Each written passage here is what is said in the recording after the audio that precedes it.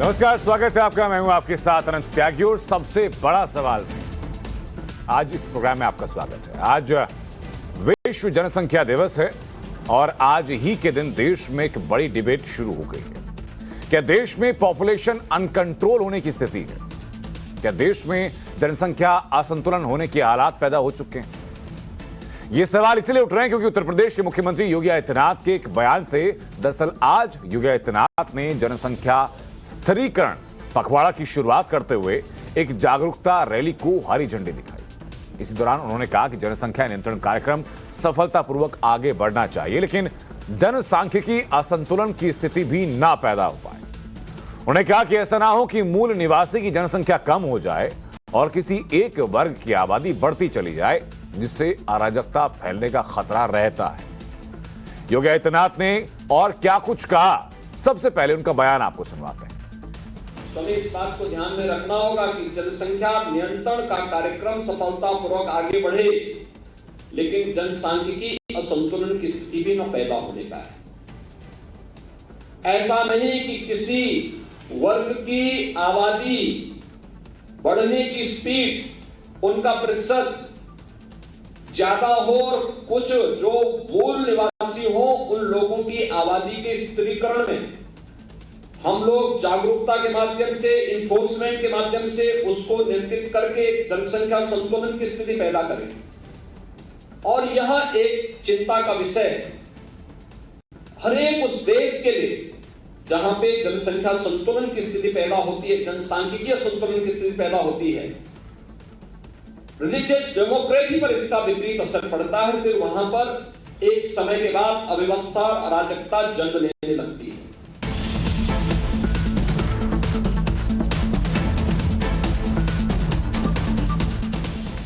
तो इसके साथ ही केंद्रीय मंत्री गिरिराज सिंह ने भी देश की आबादी के सुरसा के मुंह की तरह उसको बढ़ने की बात कही है। विश्व जनसंख्या दिवस के मौके पर गिरिराज सिंह ने कहा कि जनसंख्या नियंत्रण के लिए एक कड़ा कानून बने जो पूरे देश में और सभी धर्म के लोगों पर लागू हो। इसकी मांग संसद से सड़क तक उठनी चाहिए। चाइना में 1 मिनट में 10 बच्चे पैदा हो रहे हैं और भारत में 1 मिनट में लगभग 30 बच्चे से ऊपर जा रहे हैं। तो आज जरूरत है भारत के अंदर एक ऐसा कड़ा कानून बने जो हिंदू, मुसलमान, सिख, ईसाई, जैन, बौद्ध कोई धर्म को पालन करने वाले हो। इसे धर्म के चश्मे से देखने की जरूरत नहीं है, इसे राजनीति के चश्मे से देखने की जरूरत नहीं है। तो आपने देखा कि जनसंख्या अनियंत्रण और असंतुलन को लेकर योगी आदित्यनाथ और गिरिराज सिंह ने चिंता जताई। इस पर एआईएमआईएम के चीफ असदुद्दीन ओवैसी ने पलटवार किया।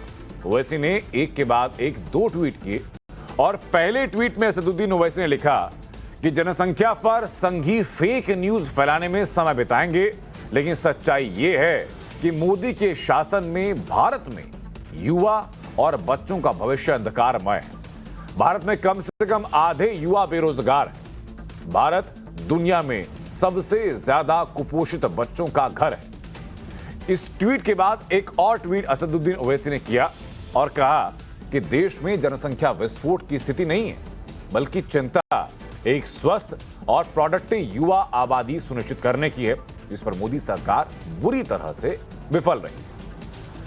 मतलब असदुद्दीन ओवैसी ने देश में जनसंख्या विस्फोट की स्थिति पर उठे सवाल को पॉलिटिकल स्टंट करार दे दिया। हालांकि अब आपको हम आज की 2 ताजा तस्वीरें जरा दिखाते हैं। वो तस्वीरें अपने आप में बेहद दिलचस्प हैं, आपको देखनी भी चाहिए। ये उत्तर प्रदेश के फतेहपुर की तस्वीर है, जहां आज एक ऑटो में 27 लोग बैठे दिखे।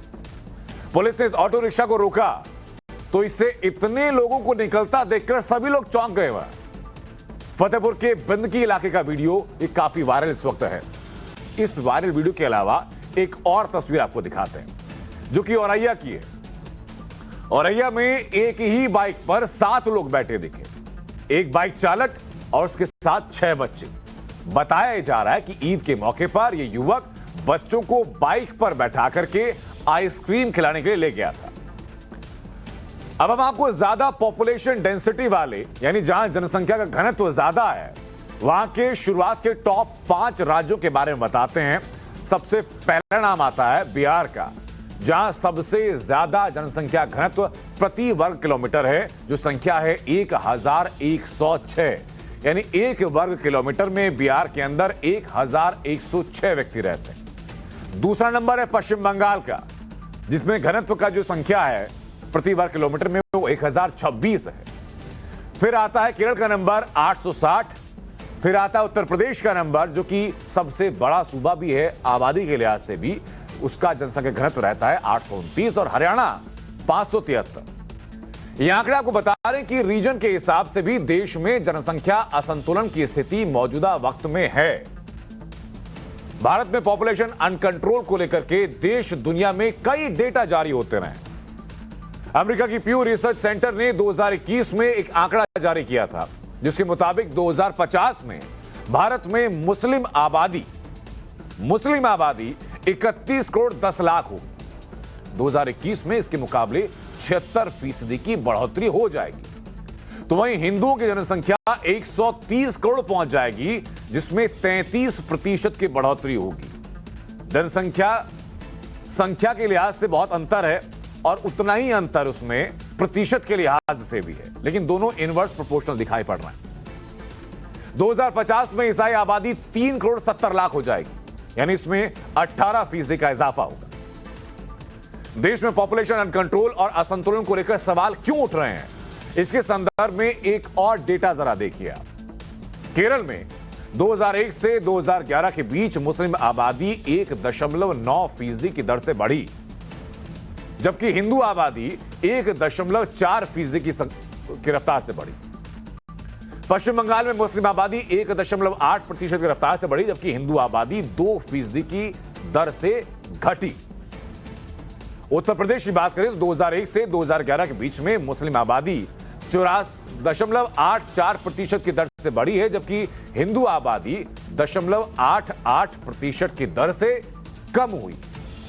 यानी एक वर्ग की आबादी, एक धर्म की आबादी बढ़ रही है, ये आंकड़े कहते हैं, और वही आंकड़ा ये बता रहा है कि एक धर्म की आबादी लगभग उसी रफ्तार से प्रदेश के अंदर कम भी हुई है। तो आज डिबेट में सवाल यही है कि क्या देश में जनसंख्या नियंत्रण वर्सेस जनसंख्या असंतुलन की स्थिति है। सवाल है कि क्या एक वर्ग विशेष की आबादी से असंतुलन की स्थिति बन रही है, क्या यह इल्जाम सही है। सवाल है कि क्या पॉपुलेशन कंट्रोल से विकास करेगा देश। सवाल है कि क्या 2024 का एजेंडा यही है कि रुकेगी जनसंख्या तो रुकेगी अराजकता। इन्हीं सवालों को लेकर के आज हम सवाल पब्लिक का में जवाब तलाशेंगे। जो खास मेहमान हमारे साथ जुड़ रहे हैं उनका तारुफ कराते हैं। अजय आलोक हमारे साथ हैं, राजनीतिक विश्लेषक हैं। आशुतोष जी हमारे साथ हैं, राजनीतिक विश्लेषक हैं। स्टूडियो हमारे साथ हर्षवर्धन त्रिपाठी जी मौजूद हैं, वरिष्ठ पत्रकार हैं। मौलाना अली कादरी हमारे साथ जुड़ चुके हैं, इस्लामिक स्कॉलर हैं। और हमारे साथ सुबुही खान हैं, संयोजक हैं राष्ट्रीय जागरण मंच की, राष्ट्रीय जागरण अभियान की। और कुछ ही वक्त में हमारे साथ दो और खास मेहमान जुड़ेंगे। समाजवादी पार्टी से अनुराग भदौरिया हमारे साथ होंगे और जफर सरिशवाला हमारे साथ होंगे, इस्लामिक स्कॉलर। बहुत बहुत स्वागत आप सभी लोगों का। शुरुआत हर्षवर्धन जी मैं आपसे करना चाहूंगा। सबसे पहले जो आज नई बहस छिड़ी है, इस पर पहली टिप्पणी आपकी क्या है? देखिए, मुझे लगता है कि ये इसमें बहस करने की जरूरत नहीं है। और योगी आदित्यनाथ ने जो कहा वो अक्षरशः सत्य है। और आमतौर पर होता ये है कि इस देश में कोई भी बहस होती है तो तुरंत हिंदू मुसलमान पर चली जाती है। अब ये भी सबको आंकड़ा पता है कि देश में चाहे मुस्लिम महिला हो चाहे हिंदू महिला हो, और दूसरे तो बहुत कम, एक तरह से कहें जो फर्टिलिटी रेट है वो बहुत कम हो रहा है जी। तो एक तरह से हम जनसंख्या घट रही है इसकी तरफ जा रहे हैं। लेकिन एक इसका दूसरा पहलू है। कई बार होता है कोई कहता है कि अच्छा देखो फलाना जी ने कहा कि हिंदुओं जनसंख्या बढ़ाओ, फलाना ने कहा कि इस्लाम में तो जनसंख्या कोई रोकने का कोई ऐसा है ही नहीं, है तो इस्लाम के विरुद्ध है। अब होता क्या है कि जैसे ही ये बात आएगी, और जो आंकड़े भी दिख रहे हैं कि मुस्लिमों में 1.5% की जनसंख्या अगर प्रजनन दर है तो हिंदुओं में घट रही है, यानी यहां 1 कम हो रहे हैं तो वहां 1.5 बढ़ रहे हैं। ये किसी भी स्वस्थ लोकतंत्र में अच्छा नहीं है। बेहतर होगा कि आप इसको सही संदर्भों में देखें। हम लोग सभ्य समाज में रह रहे हैं, हमें चर्चा ये करनी पड़ेगी कि हम जिस जगह पर हैं यहां सभी के लिए, हिंदू, मुस्लिम, सिख, ईसाई, बौद्ध, जैन, पारसी, जितने भी लोग यहां रहते हैं, कोई न मानने वाले धर्म को वो भी सब तय करें कि भाई एक जैसा कानून होगा, इसमें समान नागरिक संहिता जैसी बात होगी, अलग अलग नहीं होगी। ठीक है सर। आशुतोष जी, अगले 60 सेकंड सर आपके हैं। इस बात से आप सहमत हैं जो हर्षवर्धन जी ने कहा, या फिर उसको कुछ काउंटर आप करना चाहेंगे? नहीं, अब हर्षवर्धन जी क्या कह रहे हैं, हर्षवर्धन जी के अपने विचार है, मैं उनके विचार से सहमत या असहमत ये जरूरी नहीं है जी। मेरा अपना मानना है कि हिंदुस्तान में इस वक्त जब हम बैठे हुए हैं तो किसी तरीके के पॉपुलेशन कंट्रोल की जो स्थिति है, जो कह रहे हैं अनकंट्रोल्ड है, वैसा बिल्कुल नहीं है। इसका कारण बहुत सिंपल है, क्योंकि जो सरकारी आंकड़े हैं वो ये कहते हैं कि इस वक्त भारत के अंदर 2.1% है फर्टिलिटी रेट, और 2.1 किसी भी देश के लिए फर्टिलिटी रेट एक जिसे कहते हैं ना जेन्युइन फर्टिलिटी रेट होनी चाहिए। इसमें जो हिंदुओं की फर्टिलिटी रेट है वो 1.94% है, और जो मुस्लिम की फर्टिलिटी रेट है 2.3% है। इसमें कोई दो राय नहीं कि मुस्लिम्स की आबादी की फर्टिलिटी रेट ज्यादा है, हिंदुओं की फर्टिलिटी रेट कम है। लेकिन जो शार्पेस्ट डिक्लाइन है फर्टिलिटी रेट का वो मुस्लिम्स में 46.5% है, हिंदू में 41.2% है। 1992 से लेकर अब तक का डेटा ये कहता है। जो प्रोपेगेंडा फैलाया जाता है, जो समाज में जो जहर फैलाने वाले लोग होते हैं वो ये फैलाते हैं कि दरअसल मुसलमान जानबूझ के अपनी आबादी बढ़ा रहे हैं। ठीक है, हकीकत ये कि आबादी का बढ़ना उनकी गरीबी पर निर्भर करता है, उनकी निरक्षरता पर निर्भर करता है, और एक तरीके की जिसे कहते हैं कि अज्ञानता पर निर्भर करता है, जिसमें समुदाय। आशुतोष जी, मैं वापस लौटूं सर। शुरुआत में हर मेहमान को हम 60-60 सेकंड दे रहे हैं फॉर्मेट के मुताबिक, आपके 60 सेकंड फिलहाल खत्म हुए हैं। मैं जानना चाहूंगा मौलाना अली कादरी आपसे कि इस बात को आप सही मानते हैं जो एक नई बहस शुरू हुई है पॉपुलेशन कंट्रोल या पॉपुलेशन बैलेंस को लेकर के? देखिए साहब, पॉपुलेशन बैलेंस को तो मैं कतई नहीं मानूंगा। पॉपुलेशन कंट्रोल के लिए हम बात करेंगे वो हमारे देश के हित में अगर है तो जी, और जो कुछ भी कानून बनेगा वो कानून हमारे संविधान में उसका प्रावधान है या नहीं ये भी देखा जाएगा। और अगर हमारे संविधान में उसका प्रावधान नहीं है तो फिर मैं समझता हूं ना आप मानेंगे ना मैं मानूंगा, कोई हिंदुस्तानी नहीं मानेगा, क्योंकि आप हम सब संविधान पर चलेंगे। अब रहा सवाल देश हित की बात अगर है तो अभी आशुतोष जी ने बड़ी प्यारी बात कही कि जेन्युइन जो बात है उन्होंने वो बात कही है। कोई ऐसी चिंताजनक बात अभी हमारे देश के लिए नहीं है। देखिए साहब, कोई एक धर्म विशेष को टारगेट किए बगैर अगर कोई हम बात करते हैं तो अच्छे माहौल में हर चीज तय हो सकती है। अराजकता की भी बात की गई तो मैं ये कहना चाहता हूं कि पॉपुलेशन कंट्रोल से अराजकता को क्या ताल्लुक है साहब? जी, कतई तौर पर नहीं है। मैं इससे बिल्कुल मुत्तफिक नहीं हूं। मोदी गवर्नमेंट बहुत अच्छे अंदाज में जा रही है, जाना चाहिए। ठीक है, हर जो है धर्म के लोगों को लेकर चलना चाहिए। ठीक है मौलाना अली कादरी। अजय आलोक, आपका रेस्पॉन्स क्या है सर?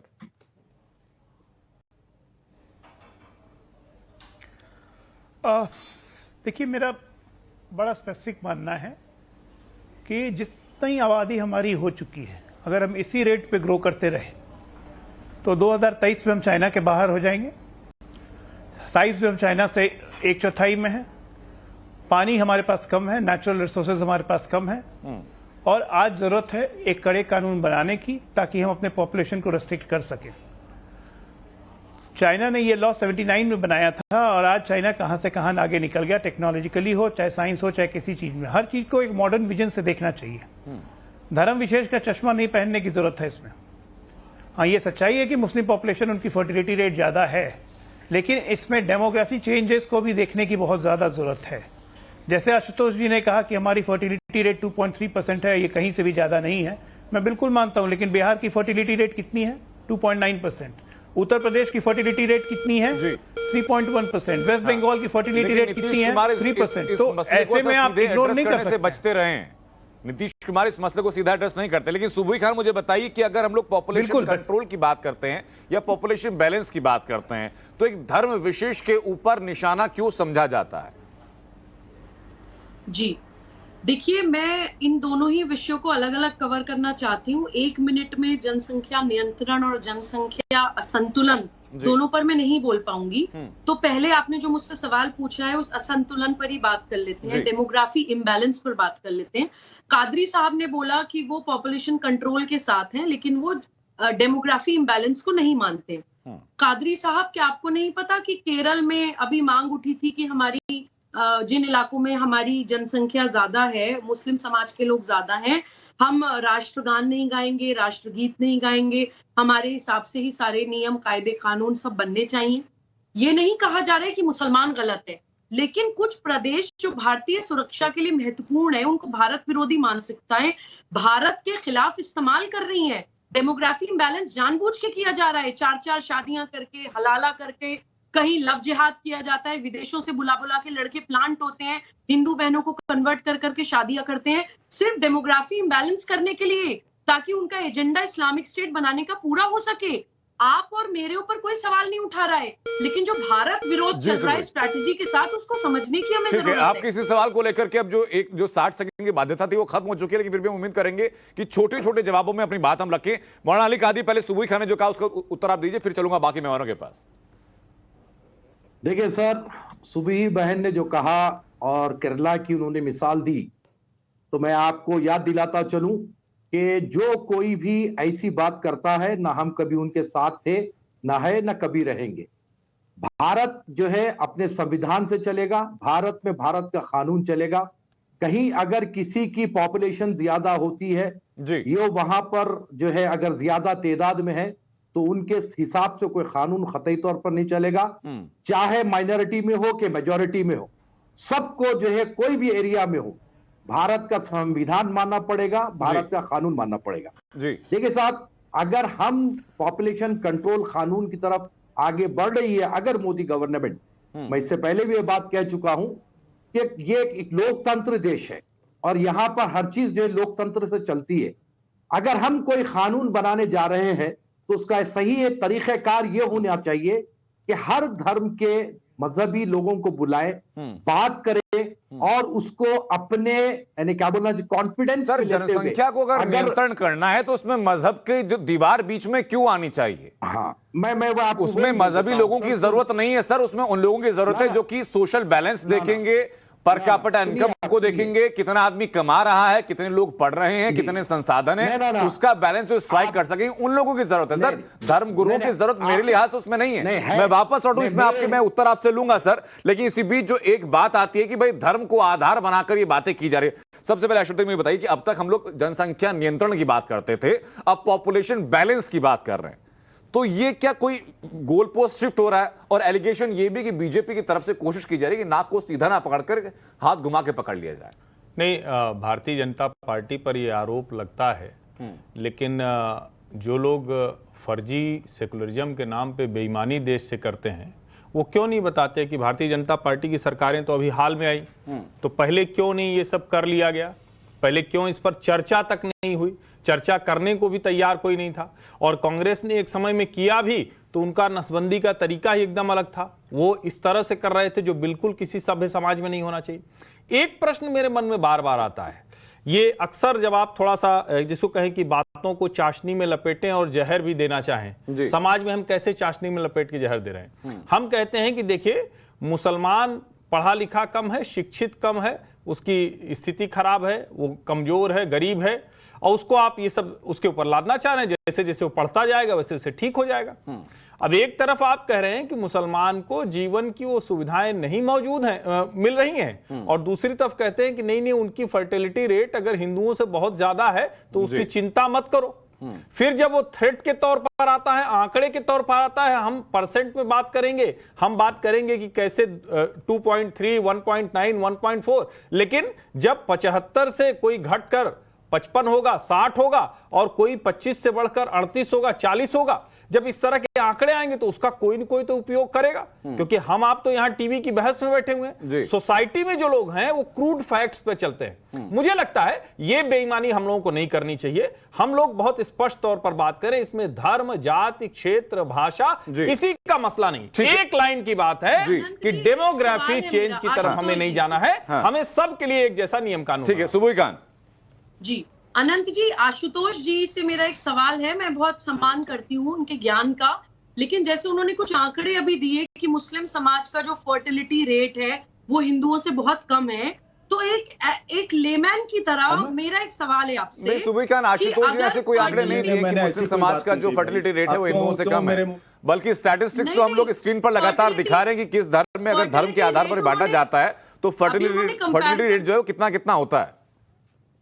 जी जी, फर्टिलिटी रेट जो उन्होंने बताया, मेरा ये सवाल है कि अगर बहुत सारी रिपोर्ट्स चली, उनका भी नाम नहीं ले, अगर बहुत सारी रिपोर्ट्स ऐसी आती हैं जो कहती हैं कि मुसलमान समाज में एक्चुअली फर्टिलिटी रेट कम है as compare to other faiths, तो मेरे मन में ये सवाल आता है कि वो राज्य जहां पर ये डेमोग्राफी इम्बैलेंस हो रहा है, जनसंख्या का असंतुलन हो रहा है, क्या वो धर्मांतरण के कारण हो रहा है?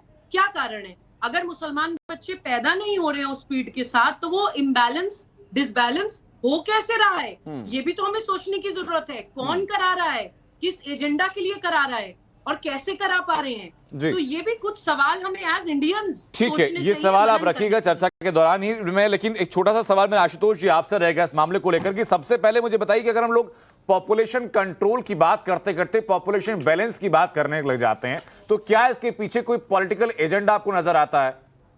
देखिए, मैंने फिर कहा कि ये जो पॉपुलेशन बैलेंस की बात की जा रही है अपने आप में एक कम्युनल एंगल है इस पूरी स्टोरी का जी। जहां तक पॉपुलेशन की कंट्रोल की बात है, मैं पहले कह चुका हूं कि हिंदुस्तान की पॉपुलेशन आज उस स्थिति में है जहां पॉपुलेशन अनकंट्रोल नहीं है, बल्कि आने वाले 70-80 सालों के अंतर्गत भारत की आबादी 100 करोड़ के आसपास हो जाएगी।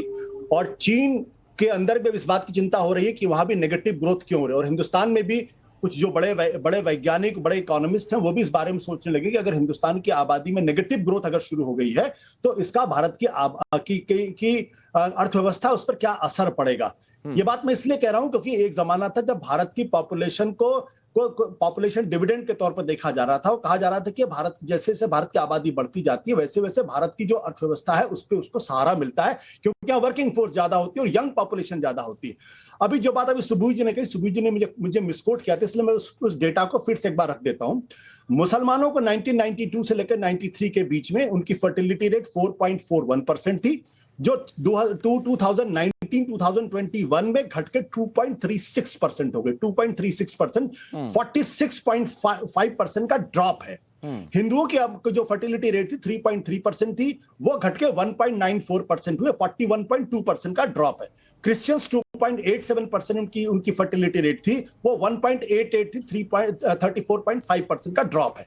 ये दर्शाता है कि हिंदू हो या मुसलमान हो, क्रिश्चियन, सबकी आबादी पिछले 20 सालों में तेजी के साथ घटी है। इसके कॉन्ट्रडिक्शन में सर एक डेटा मेरे पास है आशुतोष जी, मैं वो डेटा भी रख दूं, उसके बाद आपने जवाब पूरा कर लीजिए। ठीक है सर, अपना जवाब पूरा कर लीजिए आप जी।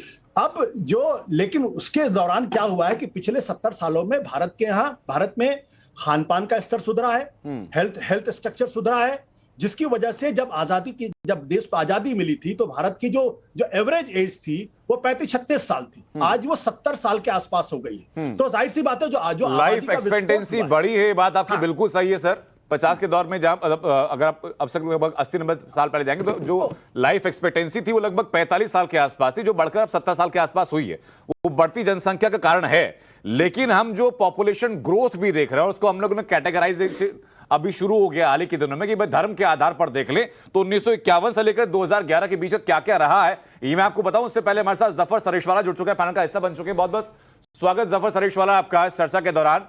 मेरा पहला कमेंट रहेगा सर कि जो नई बहस छिड़ी है पॉपुलेशन बैलेंस को लेकर के, इसको लेकर जफर सरेशवाला की क्या सोच है?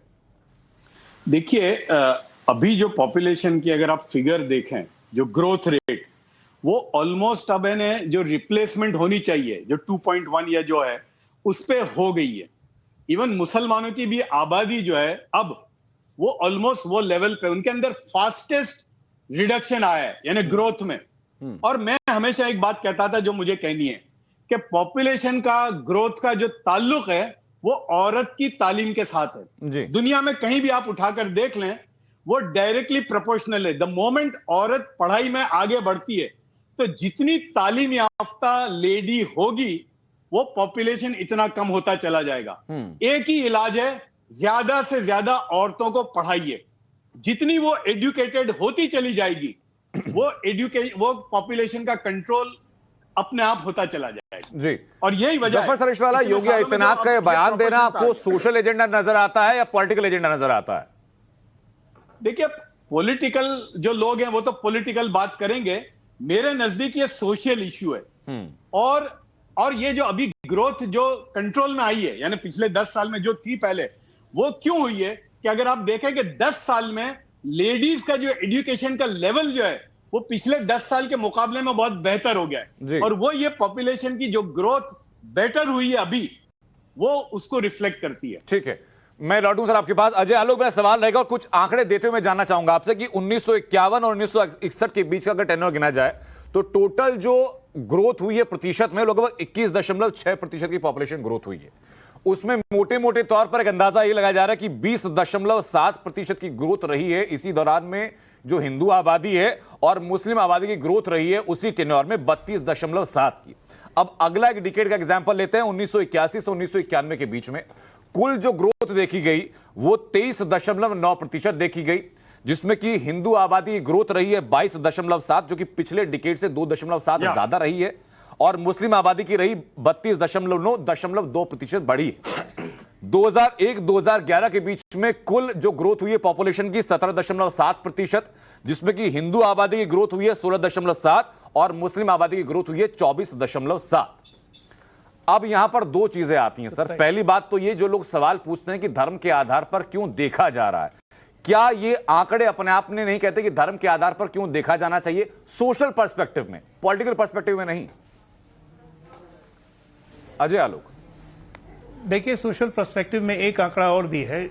सोशल पर्सपेक्टिव में एक आंकड़ा और भी है कि 1951 के बाद से लेकर आज तक अगर देखेंगे तो हिंदुओं की आबादी 4.5% के दर से घटी है और मुसलमानों की आबादी 4.5% के दर से बढ़ी है। इससे भी आप इग्नोर नहीं कर सकते। सोशल पर्सपेक्टिव इसलिए कह रहा हूं क्योंकि ये मामला हिंदू मुसलमान का ना हो के पूरे देश का है जी। अगर मुसलमानों की भी आबादी बढ़ती है, हिंदुओं की भी आबादी बढ़ती है, तो प्रभावित दोनों को ही होते हैं, कोई एक आदमी प्रभावित नहीं होता है। दूसरा, टारगेट एरिया कह रहा है कि टारगेट किया जा रहा है, टारगेट किया जा रहा है। भाई टारगेट आज मेरा मानना है सबसे ज्यादा अशिक्षा मुस्लिमों में है, तो हमारा टारगेट एरिया कौन सा होना चाहिए? मुस्लिम महिला होनी चाहिए, जैसे भी जफर भाई ने कहा। मेरा मानना है कि गरीबी सबसे ज्यादा मुसलमानों में है, तो हमारा टारगेट एरिया कौन सा होना चाहिए? निश्चित तौर पर मुसलमान होना चाहिए। तो हर चीज को आप राजनीतिक चश्मे से अगर देखने लगेंगे ना, तो फिर हर चीज में राजनीति ही आ जाएगी जी। आज की तारीख में देश में अगर ये कानून बने कि भाई 2 बच्चों से ज्यादा आप नहीं पैदा करेंगे, तो ये सब पे लागू हुआ, क्या हिंदू क्या मुसलमान, और 2.2 पे हम स्थिर रहेंगे। यंग पॉपुलेशन, हमारी पॉपुलेशन बिल्कुल हमारी अब स्टेबल हो रही है, लाइफ एक्सपेक्टेंसी 80 तक ही पहुंच गई है। तो हमें अब अपनी यंग पॉपुलेशन को भी सहेजना है, साथ के साथ अपने रिसोर्स मोबिलाइजेशन को देखना है। उसी के तहत एक अच्छी चर्चा के साथ, और सबसे अच्छी बात है कि आज इस टीवी चैनल पे हम लोग चर्चा कर रहे हैं, उससे फायदा क्या होगा? करोड़ों लोग आपका चैनल देख रहे हैं, एक पब्लिक डिस्कोर्स पे ये बातें जाएंगी, तो ये बात जानी चाहिए कि ये देश के लिए हो रहा है ना कि हिंदू मुसलमान को टारगेट। पब्लिक डिस्कोर्स में आपने सही कहा। अजय आलोक, एक बात जानी और जरूरी मैं चाहूंगा कि मौलाना अली कादरी भी उसका हिस्सा रहे। मौलाना अली कादरी साहब, सबसे पहले लोगों के बीच में यह गलतफहमी दूर करने की जरूरत क्या नहीं है कि अगर जनसंख्या नियंत्रण की बात की जाती है तो देश की भलाई के लिए की जा रही है, किसी धर्म विशेष को टारगेट नहीं बनाया जा रहा है। ठीक है साहब, यही बात को मैं आपसे अभी कहना चाह रहा था। शुक्रिया आपका, आपने मुझे कहने का मौका दिया कि एक जो है धड़ा हमारे पास जो मौजूद है मुस्लिम कम्युनिटी में, जो पॉपुलेशन कंट्रोल के लिए काफी सख्ती के साथ मुखालिफत करता है जी। और ये कहा जाता है कि इस्लाम में पॉपुलेशन कंट्रोल की इजाजत नहीं है। तो मैं जो धार्मिक लोगों की जो बात किया था, बहुत सारे मामलात इस्लाम में ऐसे हैं जो वक्त और हालात को देखते हुए उसके ऊपर फतवा दिया जाता है। जिस तरीके से जगह की अगर तंगी हो जाए तो खबर में फिर खबर को दूसरे को दफन करने के लिए उसका ड्यूरेशन कम किया जाता है, यानी जगह की तंगी के लिए। इसलिए बात की मिसाल दे रहा हूं मैं आपको। अब जो हमारे देश में जो हालात है, जो पॉपुलेशन ओवर होते जा रही है, हम चाइना को बीट करने के लिए जो जा रहे हैं, तो उसके लिए जब आप कोई कानून बनाने जा रहे हैं, मैं मोदी जी के शासन से बहुत मुतमईन हूं सर। मुसलमान कादिर साहब, ये भी बता दीजिए कि आपने कहा कि एक धार्मिक तबका ऐसा है जो कि मुखालफत करता है जनसंख्या नियंत्रण को लेकर के, वो तबका कितना बड़ा है इस्लाम में? वो तबका बड़ा है जो मुखालफत करता है, या वो तबका बड़ा है जो साथ खड़ा होता है? ना, देखिए, आज का जो मुसलमान है अल्हम्दुलिल्लाह काफी समझदार है, पढ़ा लिखा है, बड़े बड़ी मल्टीनेशनल कंपनीज में मुसलमान जॉब कर रहे हैं जी। लेकिन ये वो लोगों को इस्तेमाल करते हैं जो गुर्बत या गुर्बत की। आपकी इस बात के ऊपर से दो लोगों को रिएक्शन देना है, जफर सरेशवाला और हर्षवर्धन त्रिपाठी जी, एक एक करके दोनों से रिएक्शन लूंगा मैं। हर्षवर्धन जी, मैं सिर्फ इतना कह रहा हूं, देखिए जो मौलाना अली कादरी कह रहे हैं, मैं इसको फिर से दोहराता हूं, मुसलमानों के भीतर भी मुसलमान महिलाओं को तो भला इससे विरोध क्यों होगा, और जो पढ़ा लिखा पुरुष होगा उसको भी क्यों विरोध होगा?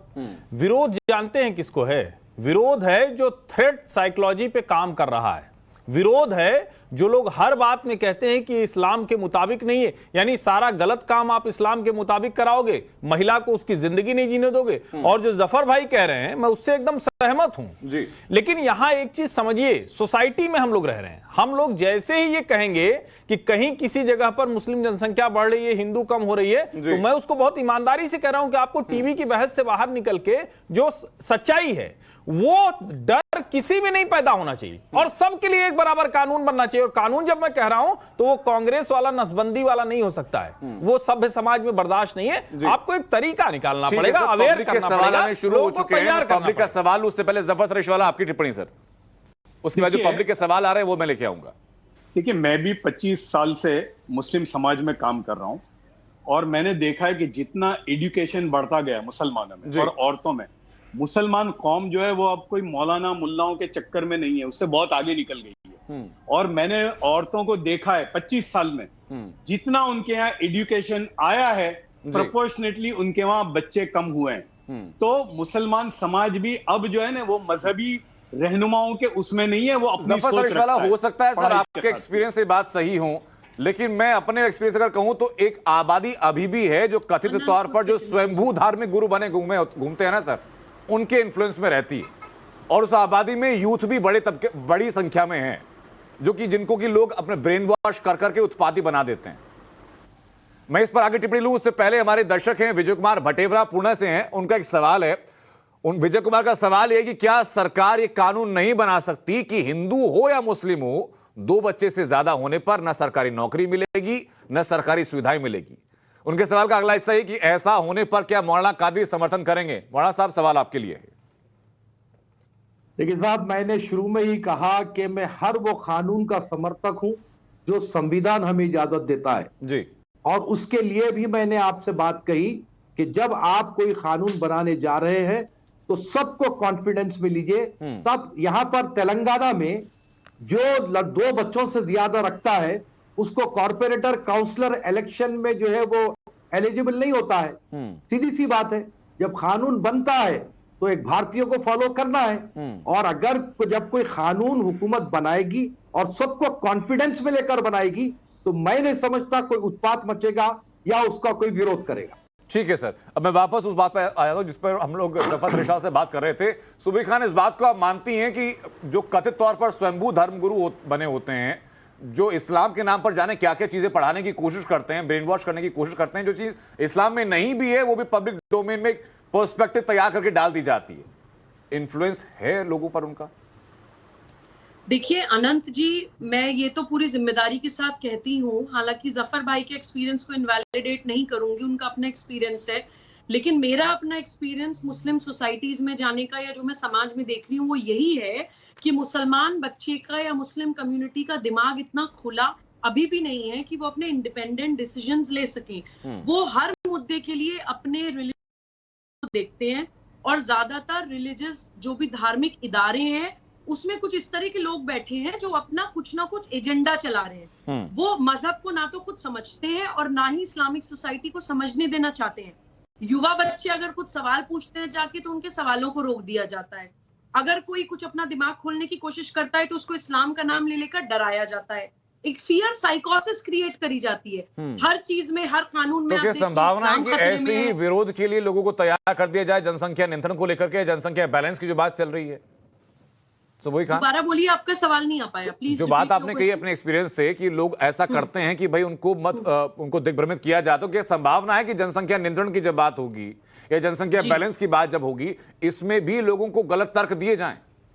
अनंत जी 100% दिए जाएंगे। जब पोलियो ड्रॉप देने के समय पर मुस्लिम समाज में ये भ्रांतियां फैलाई थी कुछ मौलानावाद चलाने वालों ने कि ये नपुंसक बनाने के लिए आपको ड्रॉप्स दी जा रही हैं, तो इस तरह की जब भ्रांतियां पोलियो ड्रॉप के लिए फैलाई जाएंगी तो आपको क्या लग रहा है कि एक टेक्निकल सब्जेक्ट जिसमें जिसको थोड़ा अच्छे से समझने की जरूरत है उस पर ये भ्रांतियां नहीं फैलाई जाएंगी? और मैं आपको भी एक सलाह देना चाहती हूँ अनंत जी, पूरी जिम्मेदारी के साथ। हम सब जानते हैं कि जनसंख्या नियंत्रण देश के लिए कितना जरूरी है, लेकिन मेरी एक सलाह है कि पॉपुलेशन कंट्रोल लॉ की डिबेट के साथ अगर आप डेमोग्राफी इम्बैलेंस की बात, एक ही मंच पे करेंगे जी। तो वो पॉपुलेशन कंट्रोल लॉ को नुकसान पहुंचाने के लिए इन लोगों को और ज्यादा कंटेंट मिल जाएगा। डेमोग्राफी इम्बैलेंस की बात अगर हम ना करें और सिर्फ फोकस करें पॉपुलेशन कंट्रोल पे कि जनसंख्या नियंत्रण क्यों जरूरी है भारत के लिए, हर भाषा, हर जाति, हर क्षेत्र, हर संप्रदाय के लिए जनसंख्या नियंत्रण क्यों जरूरी है, जनसंख्या नियंत्रण क्यों जरूरी है, संभवतः लोग समझ रहे हैं। लेकिन अजय आलोक, डेमोग्राफी बैलेंस का ये जो चर्चा आ जाती है, इसकी जरूरत क्या है?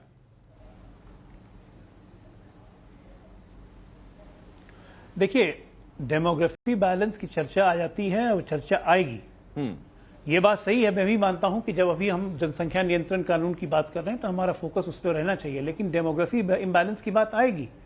देश में जिस तरह से हो रहा है, कहीं सहूलियत के नाम पे उसको नाम दिया जा रहा है सहूलियत का। तो झारखंड में देखा कि डेमोग्राफी इम्बैलेंस हुआ और स्कूल के नियम बदल गए कि शुक्रवार को छुट्टी होगी।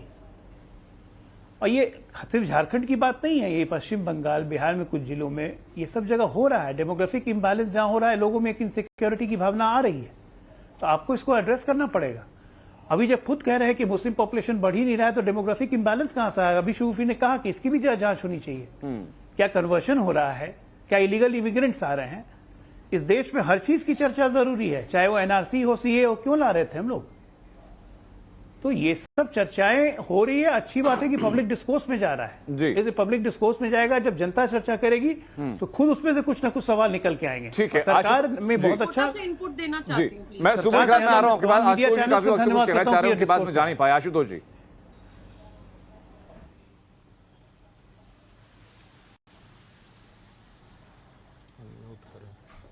आशुतोष जी मेरे ख्याल से आपकी तरफ से म्यूट हो गया सर, आपकी आवाज अब तक पहुंच नहीं पा रही। मैं ये कह रहा हूं कि जो जी अब आ रही है आवाज। फिगर्स के बारे में हम बातचीत कर रहे हैं, उसको साइंटिफिक तरीके से देखने की जरूरत है। उसको सारे आंकड़े आज की तारीख में भारत सरकार के पास उपलब्ध हैं। अगर उन आंकड़ों को देखेंगे तो यूपी, राजस्थान, मेघालय, मणिपुर, मध्य प्रदेश, झारखंड और बिहार, ये सिर्फ 6 जगह है जहां पे जो हमारा टोटल फर्टिलिटी रेट है वो 2 या 2 से ज्यादा है, जिसे मध्य प्रदेश 2 है, राजस्थान 2 है। बाकी के सारे राज्यों में फर्टिलिटी रेट 2 से कम है। इसका मतलब वहां जो ग्रोथ है, फर्टिलिटी ग्रोथ है, वो नेगेटिव अब हो रही है। अब आप एक चीज सवाल का समाधान दीजिए। हम जम्मू कश्मीर के बारे में बहुत सारी बातें करते हैं। जम्मू कश्मीर के अंदर जो फर्टिलिटी रेट है वो 1.4 है। मुस्लिम बाहुल इलाका है, सब हर आदमी को मालूम है। असम में फर्टिलिटी रेट 1.9% है। बंगाल में फर्टिलिटी रेट 1.6% है। बिहार में 3% है और यूपी में 2.4% है। यूपी, बिहार, क्यों यहां फर्टिलिटी रेट 2 से ज्यादा और अलार्मिंगली 3 है बिहार के अंदर? अगर आप अध्ययन करेंगे तो पता चल जाएगा। जिस भी राज्य के अंदर इलिटरेसी है, पढ़ाई लिखाई कम है, गरीबी है, गुर्बत है, वहां हिंदू या मुसलमान, सब में स्थिति वही है। अन्यथा कोई कारण नहीं है कि जम्मू कश्मीर का फर्टिलिटी रेट 1.4 जो कि ग्रॉसली नेगेटिव। ये बात सही है सर, है ना? तो मैं ये कह रहा हूं कि जो ये मुझे आपत्ति एक ही चीज पर है कि जब ये प्रोपेगेंडा किया जाता है कि मुसलमान अपनी आबादी जानबूझ के बढ़ाता है ताकि हिंदुस्तान में उसका शासन हो, बजाय इसके ये कहने की उनके यहाँ गरीबी ज्यादा है, आप उसका निराकरण कर लीजिए। जो जफर सरस वाला सामने। अब इसके कॉन्ट्रडिक्शन में एक सवाल और है सर, और मैं चाहूंगा कि बाकी पैनलिस्ट भी उसका हिस्सा बने, लेकिन उससे पहले आशुतोष जी, उससे पहले दर्शकों का सवाल आपके लिए है सर।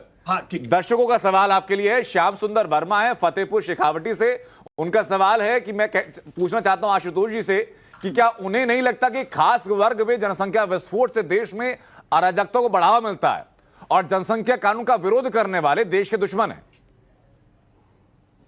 सब ठीक है।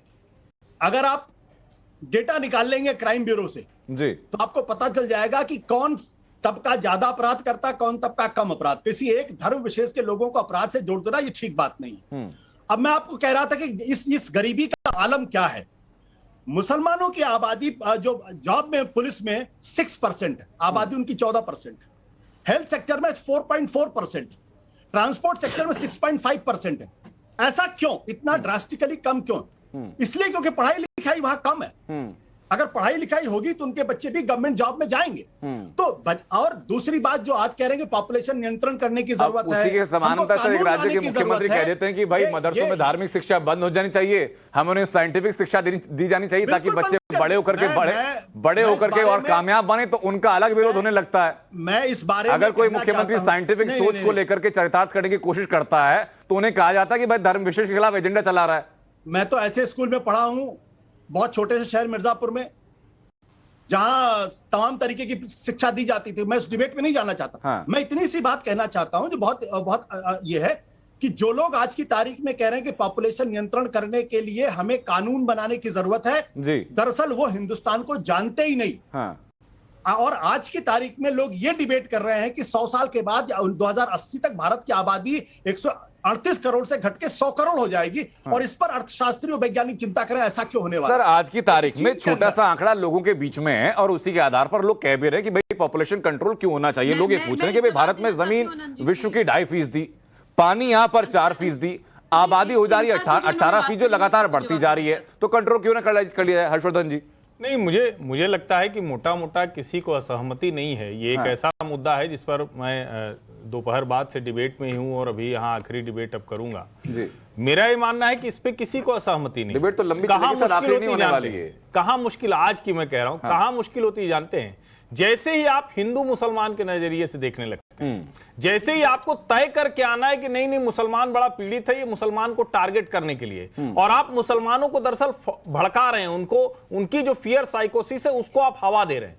मैं कह रहा हूं कि इसको आप उस नजरिए से क्यों देख रहे हैं जी। और यह सच है कि दुनिया भर के जितने देश हैं, जहां भी है, बहुत से देश हैं जहां उनको इंसेंटिव देना पड़ रहा है, बहुत से समाज में इंसेंटिव देना पड़ रहा है कि भाई आप ज्यादा बच्चे पैदा कीजिए, क्योंकि अगर पति पत्नी दोनों नौकरी कर रहे हैं या पति पत्नी दोनों किसी न किसी काम में हैं तो वो नहीं चाहते हैं कि बच्चे हो। और जरा सोच के देखिए, अगर एक महिला के बहुत बच्चे होंगे, अब हम लोगों के माता पिताजी के जमाने में या उसके पहले बात अलग थी, मैनपुरी से तस्वीरें आई थी, एक शख्स के 27 बच्चे थे। कैसे हो सकता है कि एक महिला बच्चे पे बच्चे होते जाए, उसका जीवन क्या बचता है? हम ये बात ही नहीं कर रहे हैं। और अगर हम ये बात कर रहे हैं तो सबसे ज्यादा उससे पीड़ित मुस्लिम महिला है। ये बात कहते हुए हमारी जुबान क्यों एकदम दर्द होने लगती, क्यों खियाने लगती, क्यों हम हिंदू मुसलमान करने लगते हैं? हमारी समस्या ये, इससे बाहर निकलेंगे तो न तो कोई मुसलमान खास वर्ग को टारगेट नहीं किया जा रहा है। लोगों को इस बात पर विश्वास करना होगा और एक खास पर्सपेक्टिव बनाने की जरूरत नहीं है।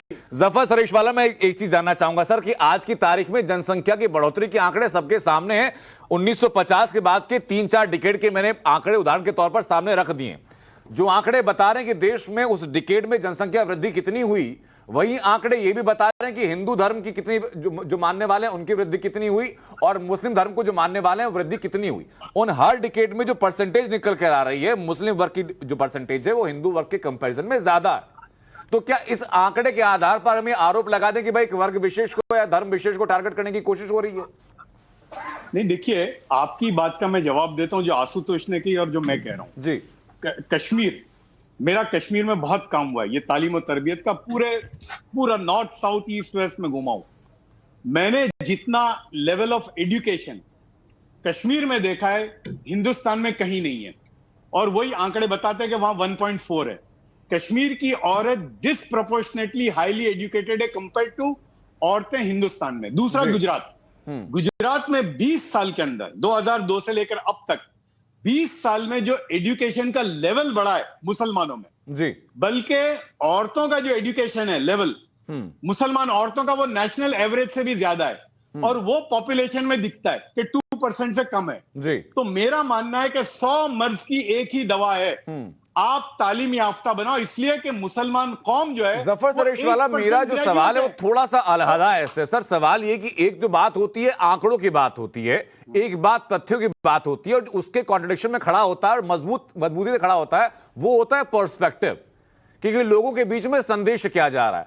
आप और बाकी लोग बैठ करके यहां आंकड़े जरूर दे रहे हैं, लेकिन लोगों के बीच में यह पर्सपेक्टिव समानांतर तरीके से कायम किया जा रहा है कि भाई अगर जनसंख्या नियंत्रण की बात होती है तो उससे मुसलमानों को टारगेट करने की कोशिश हो रही है।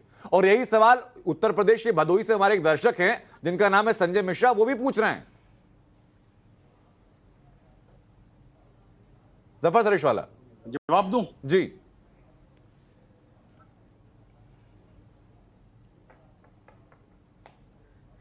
जी जफर सरेशवाला,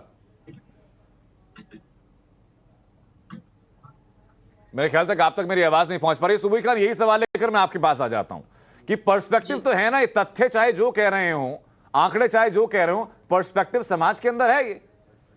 जी जी, मैं आपका सवाल सुन नहीं पाई थी अनंत, आपको पूरा सवाल दोहराना सवाल मेरा पड़ेगा। ये कौन है सा सुबह कि हम लोग फैक्ट की बात कर रहे हैं, हम लोग आंकड़ों की बात कर रहे हैं, लेकिन हम उस पर्सपेक्टिव को भी एड्रेस करना होगा जो कि लोगों के बीच में है कि जनसंख्या नियंत्रण की बात अगर की जाती है तो खास तौर पर मुसलमानों को टारगेट करने के लिए की जाती है। ये पर्सपेक्टिव भी तो है ना समाज के अंदर। जी जी अनंत जी, इस पर्सपेक्टिव को तोड़ने के लिए ही मैंने ये सलाह दी थी कि हम डेमोग्राफी इम्बैलेंस वाले मसले की डिबेट्स अलग करें और जनसंख्या नियंत्रण कानून की डिबेट्स अलग करें, क्योंकि मुस्लिम समाज में अज्ञानता ज्यादा है, मुस्लिम समाज में अशिक्षा ज्यादा है। पूरा मुस्लिम समाज खराब नहीं है, लेकिन उनकी जो सामाजिक और राजनीतिक जो लीडरशिप है, नेतृत्व है, वो खराब है। वो चालाक लोग हैं जो उनका दिमाग खुलने नहीं देना चाहते हैं। अभी हमारा पूरे देश का फोकस ये होना चाहिए कि बिना अव्यवस्था, बिना अराजकता और बिना एजेंडा वाले आंदोलनों के जनसंख्या नियंत्रण कानून पास हो जाए। और उसके अगर हम बेसिक्स बताएं, इवन अनपढ़ इंसान को भी समझ आएगा, गली मोहल्ले के मुसलमान को भी समझ आएगा जी, और हर संप्रदाय के लोगों को समझ आएगा कि ज्यादा जनसंख्या होने की वजह से शिक्षा पे, स्वास्थ्य पे, न्याय पे, इवन सुरक्षा पे असर पड़ता है। जिस व्यक्ति के पेट में रोटी नहीं पड़ रही है, जिसकी स्वास्थ्य उसको ठीक नहीं मिल रहा है, वो अपराधी बनते हैं। जब हम लोग वीडियोस देखते हैं अस्पताल के बाहर लोग बिना इलाज मिले, छोटे छोटे बच्चों और लोग लाशें कंधों पे लाद लाद के लेकर जा रहे हैं, तो उसके लिए जिम्मेदार केवल और केवल राज सत्ता नहीं होती है, उसके लिए जिम्मेदार हम लोग भी हैं कि हम इतना ज्यादा बढ़ते जा रहे हैं नंबर में कि हमें चिंता नहीं है। और जस्ट 10 सेकंड्स दे दीजिए, आशुतोष जी ने एक बात और बोली कि कुछ लोगों की चिंता ये है कि अब तो भारत की जनसंख्या 100 करोड़ होने वाली है, यानी कि कम होने वाली है। आशुतोष जी जो आप बोल रहे हैं वो सही है, लेकिन वो आधी बात है। कम होने वाली है प्रकृति द्वारा होने वाले विनाश के कारण। हम लोगों ने पॉपुलेशन इतनी बढ़ा दी है, धरती के नीचे का पानी खत्म हो गया है। चेन्नई में 2000 फीट नीचे पानी नहीं है, पंजाब में 700 फीट नीचे धरती के पानी नहीं है। मिट्टी में इतना जहर घोल दिया है हमने, क्योंकि खाने वाले लोग ज्यादा है, फसलें कम है। हाँ, वो चीजें अलग हैं चर्चा से आज के लिए। देखिए सुबह मैं, लेकिन आशुतोष जी एक चीज समझना चाहूंगा आपसे कि जब हम लोग यूनिफॉर्म सिविल कोड की बात करते हैं, मसलन उदाहरण के तौर पर जो उत्तराखंड के मुख्यमंत्री पुष्कर धामी, उन्होंने पहला कार्यकाल खत्म होने से पहले कहा था कि भाई अगर मैं दोबारा मुख्यमंत्री बनता हूं तो यूनिफॉर्म सिविल कोड राज्य में लागू किया जाएगा। पहला इल्जाम जो पुष्कर धामी के ऊपर लगता है वो ये कि भाई आप वर्ग विशेष के खिलाफ हो जाते हैं। उसके बाद आज जो मुख्यमंत्री योगी आदित्यनाथ ने जो बात कही पॉपुलेशन बैलेंस को लेकर के, उसमें बजाय ये समझने की भाई अभी तक के आंकड़े क्या है, जो सबसे पहला इल्जाम था और जो सोशल मीडिया पर ट्रेंड हम लोगों ने देखा वो फिर यही था कि भाई आप मुसलमानों को टारगेट करना चाह रहे हैं। तो ये मानसिकता तैयार कहां से हो रही है, इसका काउंटर क्या है?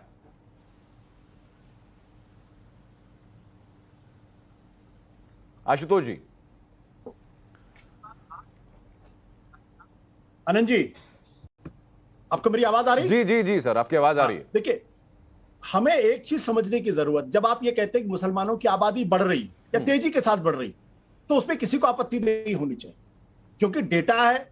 आप डेटा को तो झुटला नहीं सकते हैं। मैंने आपको खुद कहा कि मुसलमानों की फर्टिलिटी रेट 2.3%, हिंदुओं को 1.94%, तो जाहिर सी बात है डेटा कह रहा है कि मुसलमानों की आबादी बढ़ रही। जब आप ये कहते हैं कि मुसलमानों की अपनी आबादी को जानबूझकर षड्यंत्र के तहत साजिश करके बढ़ा रहे हैं ताकि हिंदुस्तान पर आने वाले कुछ सालों के बाद कब्जा हो, और ऐसे सैकड़ों बयान कभी आप मिल जाएंगे। एक करके बात कर लेंगे, मेरे पास भाई से वक्त कम बचा, एक करके मैं पहले बात पूरी कर ले, मैं आ जाऊंगा। मैं किसी के बारे में बीच में नहीं बोलता हूं, इसलिए अगर मुझे बोलने दिया जाए तो ज्यादा बेहतर स्थिति होगी।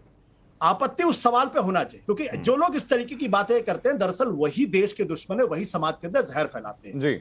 और इसलिए मैंने आपको आंकड़े दिए, और मैं कभी बिना आंकड़ों के बगैर बात नहीं करता हूं। तो जो सवाल है, सवाल ये कि एक तबके की आबादी बढ़ रही है, तो क्यों बढ़ रही है, इस पर जांच करने की जरूरत है। आपकी बात बिल्कुल सही है सर। अगर वहां कमजोरी है, इस पर राजनीतिक आक्षेप नहीं लगाए जाने चाहिए, लेकिन आशुतोष जी मैं इसलिए इस्तेमाल कर रहा हूं, अजय आलोक चाहूंगा कि इस बात पे आप भी इनपुट दें कि अभी झारखंड से कुछ खबर आती है कि भाई वहां पर एक स्कूल में जो छुट्टी का दिन था वो बदलवा दिया गया, ये दलील देते हुए कि भाई यहां पर जो आबादी है वो मुसलमानों की आबादी ज्यादा है, तो फ्राइडे छुट्टी होनी चाहिए, शुक्रवार को छुट्टी होनी चाहिए। प्रार्थना का जो तरीका था वो बदलवा दिया गया। तो जो दलील दो लोग ये देते हैं कि भाई मुसलमानों की जो आबादी है वो साजिशन बढ़ाई जा रही है, क्या ऐसे प्रकरणों से उनकी दलीलों को बल नहीं मिलता क्या?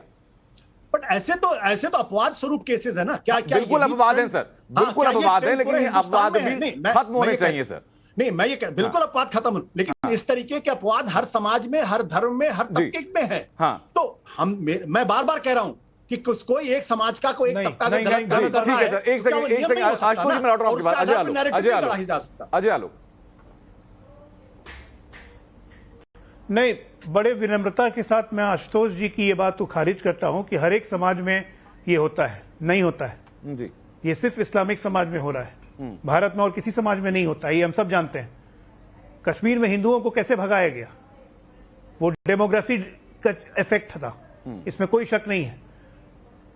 कश्मीर में जब चुनाव भी होते हैं तो डेमोग्राफी के हिसाब से होते हैं, इसमें भी कोई शक नहीं है कि घाटी में वो एनसी और वो लोग जीते, फारूक अब्दुल्ला जीतती है, महबूबा मुफ्ती, और जम्मू में बीजेपी जीतती है, हिंदू मुसलमान पे चुनाव हो जा रहा है। तो ये डेमोग्राफिक चेंजेस है, इसको मानना पड़ेगा। नहीं मानेंगे तो इसका मतलब हम खुले आंख के अंधे हुए। और ये और किसी समाज, धर्म समाज में नहीं होता आशुतोष जी, ये सिर्फ इस्लामिक समाज में हो रहा है और ये ठीक है गलत सर, है। चर्चा का अब हम मुस्लिम लोग धर्मगुरुओं को अंत चाहिए करेंगे कि उससे इसको पहले एक condemn छोटा सा करें, सवाल क्योंकि हमारे देश दर्शक संविधान का पे है, चलेगा। अनुग्रह नारायण सिंह का ये सवाल है, कोलकाता से है, उनका सवाल है जफर सरेशवाला से। उनका सवाल ये है, जफर सरेशवाला जी, वो कहते हैं कि सर हम ट्रेन में जाते हैं, टिकट नहीं मिलता, बस में सीट नहीं मिलती, क्या अब ये समय नहीं आ गया कि ऐसा कानून बने कि देश में जिनके 2 बच्चे से ज्यादा हों उन्हें वोटिंग का अधिकार ना मिले? यकीन मानिए इसका सबसे ज्यादा इफेक्ट होगा। क्या जफर सरेशवाला इस बात से इत्तेफाक रखते हैं? देखिए, मैं ये मानता हूं कि अगर हमारी सरकार सबको साथ लेकर अगर कोई कानून बनाती है जी, तो बिल्कुल, मैं बिल्कुल नहीं मानता कि वो कोई मुसलमानों के खिलाफ होगा या किसी के खिलाफ होगा। अगर कानून बनेगा कि 2 बच्चे से ज्यादा, ये सबको तो वोट साथ देने का लेने की अधिकार परिभाषा क्या है सर? हैं? देखिए, हमने पास्ट में देखा कि वो जो नसबंदी वगैरह का जो किया था 77 में, जी। तो वो बूमेरंग हुआ। तो ऐसा नहीं, मैं समझता हूं कि सरकार बहुत आसानी से, जो मेरा मानना है और जो मैं चूंकि देख रहा हूं उसको, एजुकेशन जो है हमारी औरतों के जी। अंदर और खास तौर से मुस्लिम समाज में जी, एजुकेशन जितना ठीक है सर, ज्यादा आप कह रहे हैं बढ़ेगा, कि अगर साक्षरता को बढ़ाया जाए तो इस चीज से आप आसानी से पार पा सकते हैं, लेकिन ये बात भी सच है कि जनसंख्या नियंत्रण कानून अगर लाया जाता है तो देश की भलाई के लिए है, किसी धर्म के विरोध में नहीं है। सर, चर्चा मेरे पास वक्त इतना ही था, चर्चा को विराम मुझे देना होगा। बहुत बहुत शुक्रिया आप सभी लोगों का। अब सीधा रुख करते हैं इस वक्त की 50 अहम खबरों की तरफ।